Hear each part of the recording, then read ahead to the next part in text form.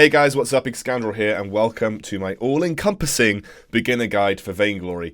And when I say this is a beginner's guide, I mean it is a beginner's guide. There will be stuff in detail later on about jungle pathing and how to improve, but I will be spending 5 minutes at the start of this talking about navigating the menus and before we even get into games. So if you're interested in stuff beyond that, I have put timestamps in the description. Please go and click on them, or rather just skip to that time, and you can skip everything that you don't need to see. Now you can see here, I'm looking at the basic overview screen. You can see your wins, your karma, which is associated with not leaving matches. You get a glory boost by not leaving matches and such. And if you get lots of thumbs up, that'll go up to great karma. Has your ice, your glory, and your opals, all of which you can buy skins with, as well as seeing your level and your chests. Now, speaking of chests, you can see here your sunlight level, which is what you get for playing games in Vainglory. Upgrading that sunlight level upgrades the daily chest that you can open for free. At level 50, it becomes an epic chest. It's yeah, pretty good. You can see your ranked skill tier here as well. Just a note, I did hit Vainglorious this morning, so I'm pretty happy about that. I started at rank 3, I think, in around late December time. So early February hitting Vainglorious, that's not a bad conversion, and I'm pretty happy with that. And you can see here your trophies over the seasons. I went from rock solid in autumn season to Vainglorious in winter season. So it is possible, guys. You can make that kind of jump very quickly with the dedication and hard work that you need to put in.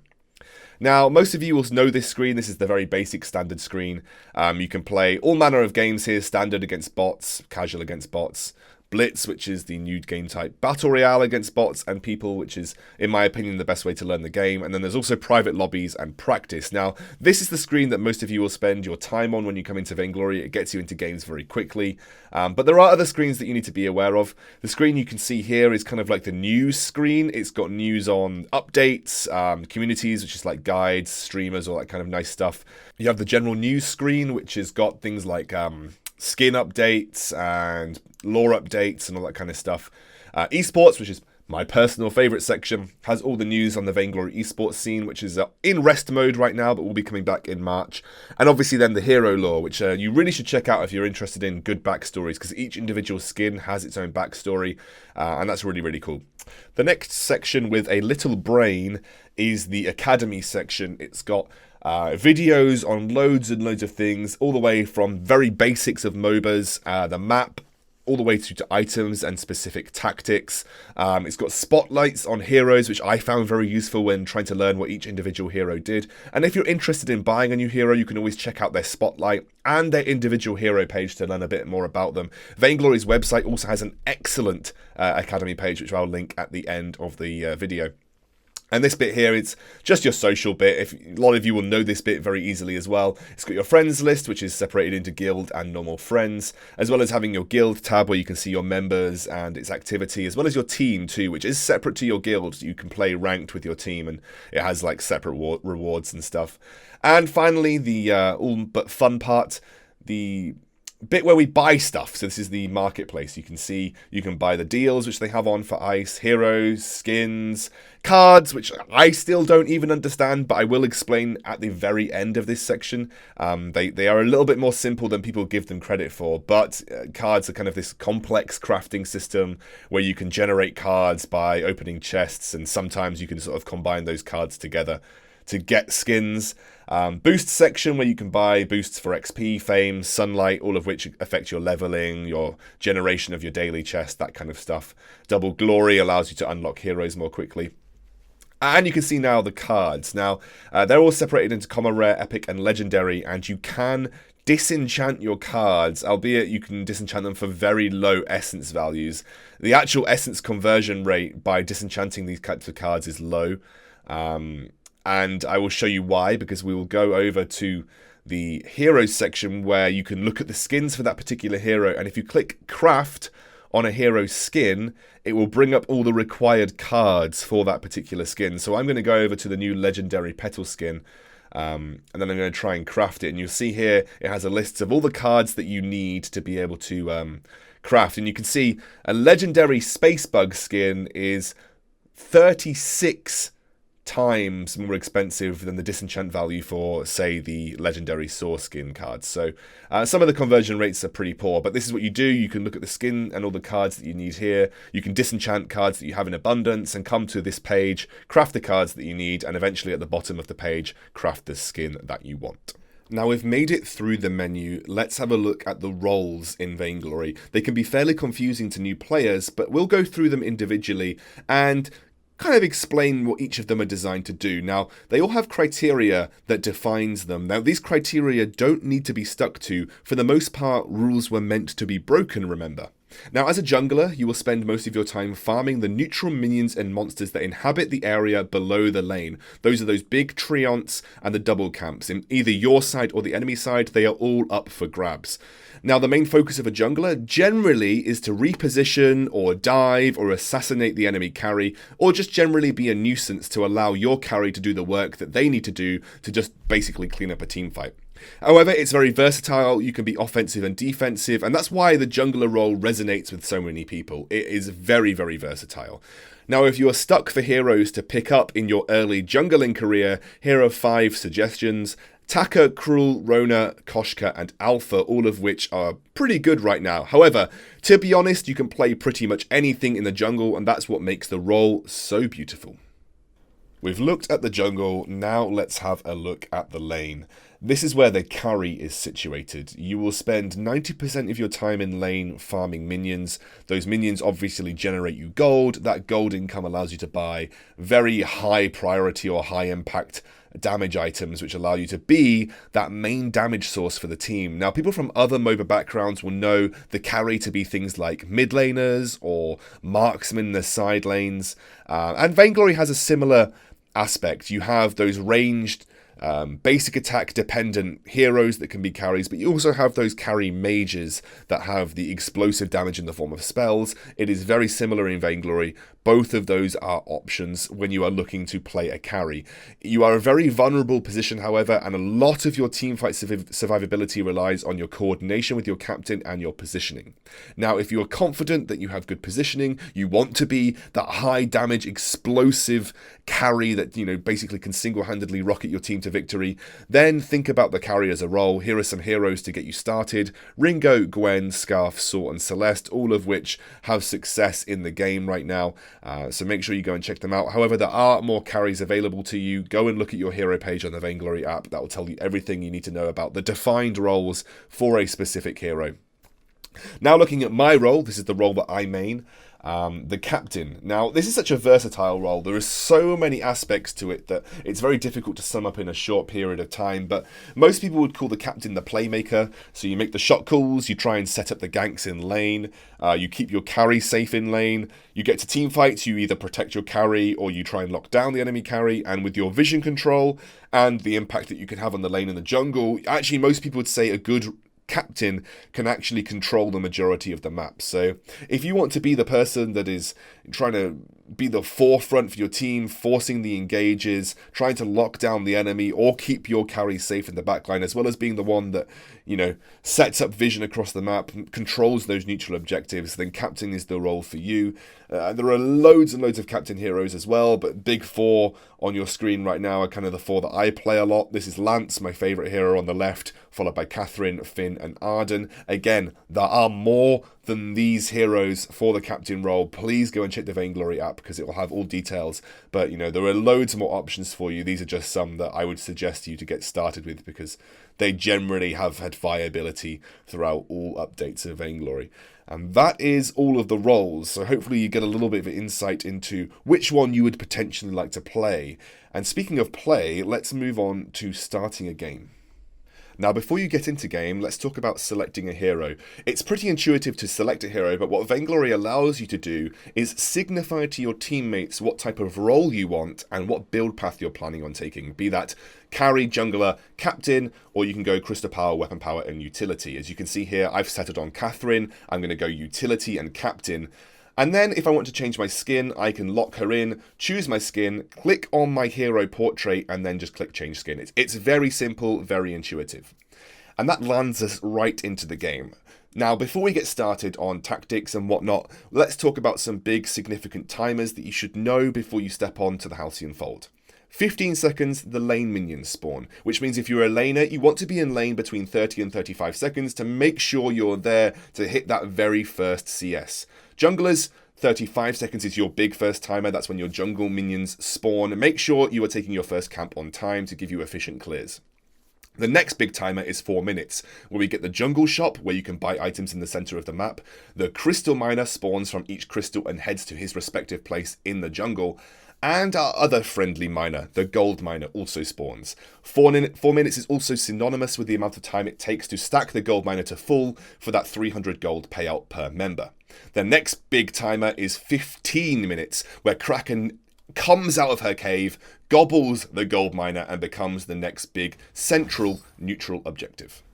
Now let's look at the objectives in more detail, starting with Crystal Miner. Crystal Miner can be very scary, especially early on as it has just spawned. It almost acts as an extra team member, deals a lot of damage, and you should be very careful of it. However, if you get to a stage in the game where you are strong enough to deal with it and any enemies that may get in your way, it will net you a 125 gold bounty, and killing it frees up the enemy jungle for a short period of time. Killing it 3 times will stop it from respawning entirely.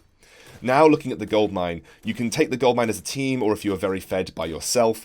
And the last hit, the killing blow, is what counts for the gold payout. So you could get it stolen if the enemy team is precise enough. And it's the same with the Kraken. If you don't land the killing blow on Kraken, that can go to the enemy. However, if you do, the Kraken will be unleashed and she will start to rampage down the enemy lane.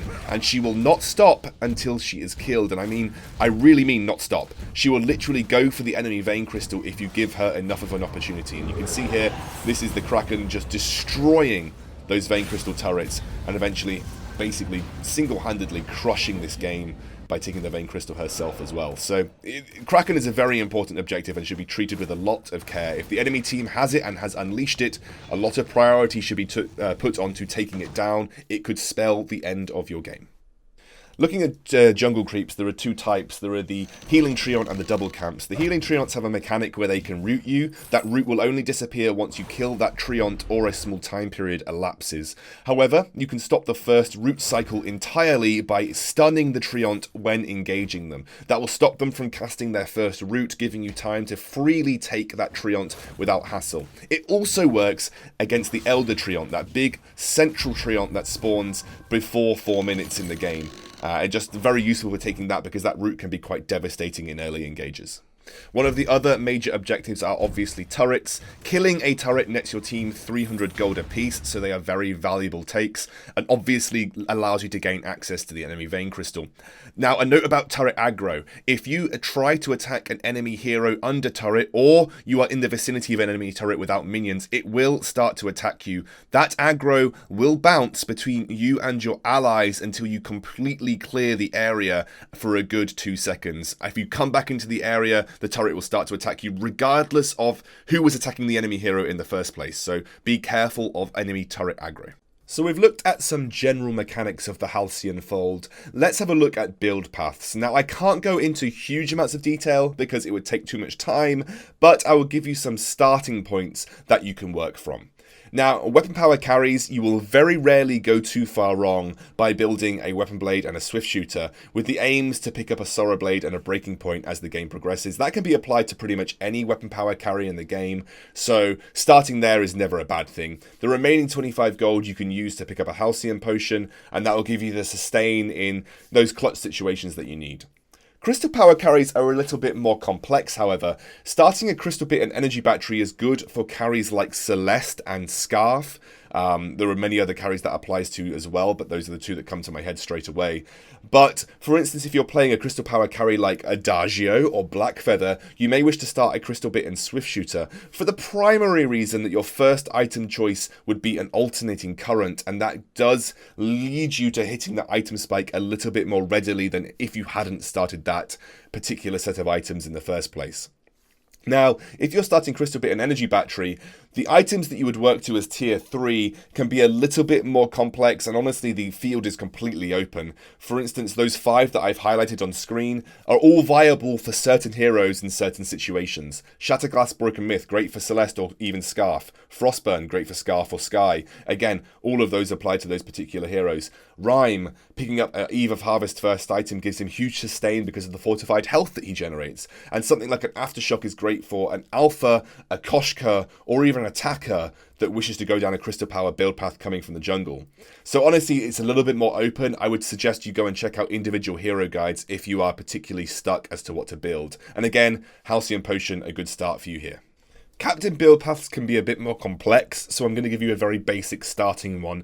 Starting an Oakheart with the intent to build Fountain of Renewal as your first item is a great early build plan for captains, and then picking up a Flare and Iron Guard contract as the remainder of your gold. You can never go too far wrong here. Now, captains have far more diversity when it comes to early build paths, and I would recommend checking out individual hero guides to check what they build on their captain builds, because there are many options when it comes to this particular role.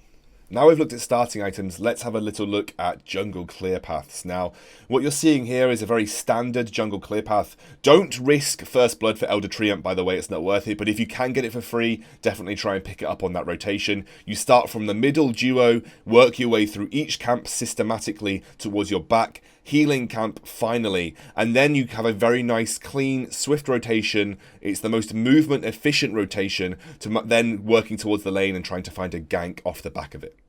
There are other jungle paths you can take. This is just another example. You start at your middle Treant, you take that, then head towards your middle double camp. So that gives you a little bit more freedom of vision as to where the enemy could be. You could catch them doing the Elder Treant, for example, and try and take them out. And then once you're at this position, you have a couple of options as to what to do next. And that gives you the freedom and the versatility to choose. You could either contest the Elder Treant, take it yourself, you could go towards your back camps and take those, or you could then spy an opportunity to look for a gank in the lane and seek First Blood, for instance. So this kind of jungle path gives you a little bit more versatility, which is why sometimes you see more people run with it that way. As the laner, you have a little bit more of a simple time.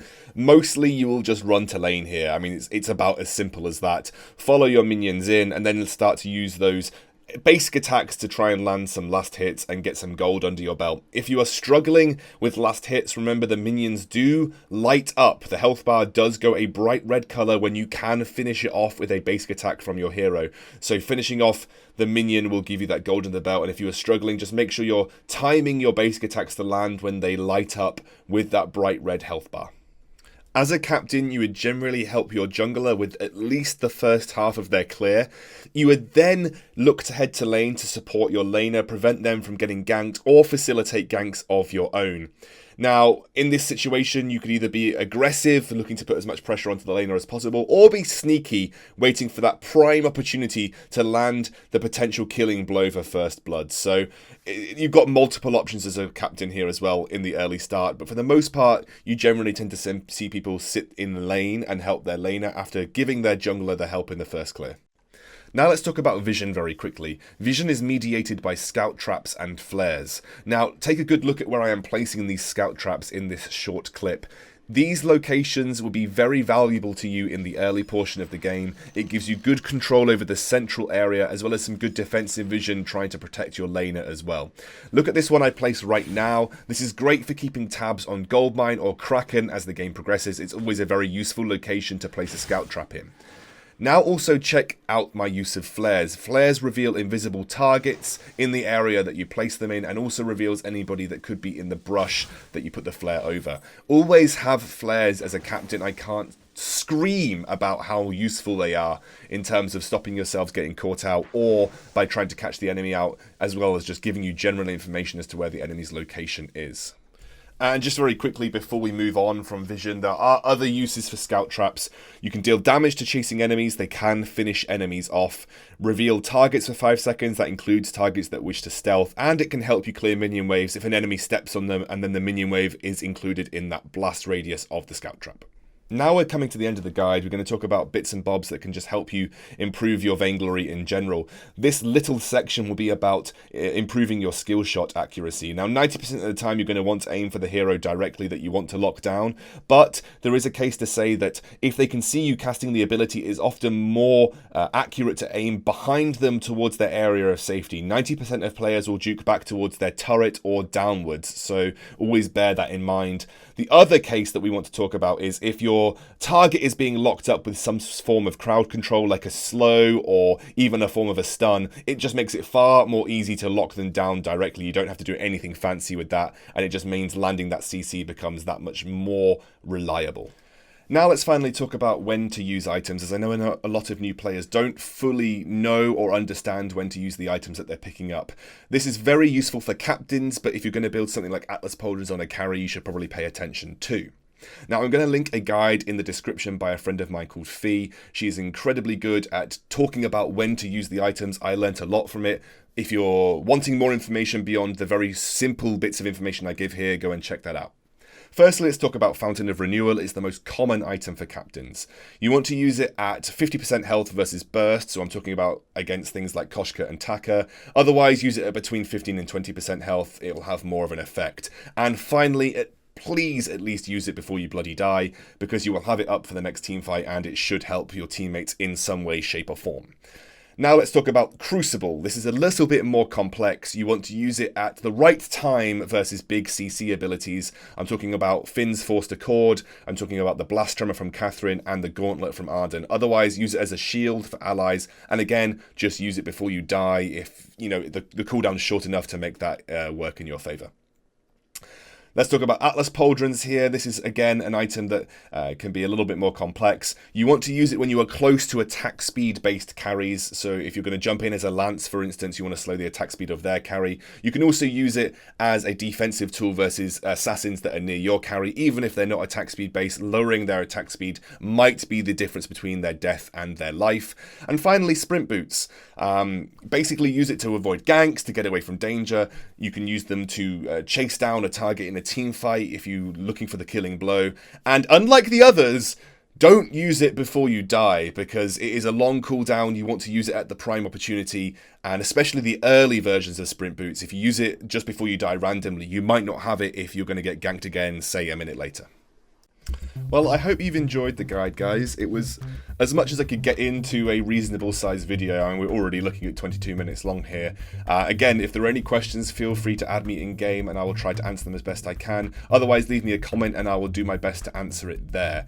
I hope it's been useful for new players. This is primarily directed at the new players to Vainglory. That's why I did a 5-minute explanation of the client. But again, there are more things that I'll be going into later guides. I'm going to be releasing hero guides, so please make sure you comment below about what hero you enjoyed playing and what hero you'd like me to do a guide on. And I'll be doing advanced guides later on down the line. But for now, I hope you've enjoyed it, and don't forget to like, comment and subscribe, lol.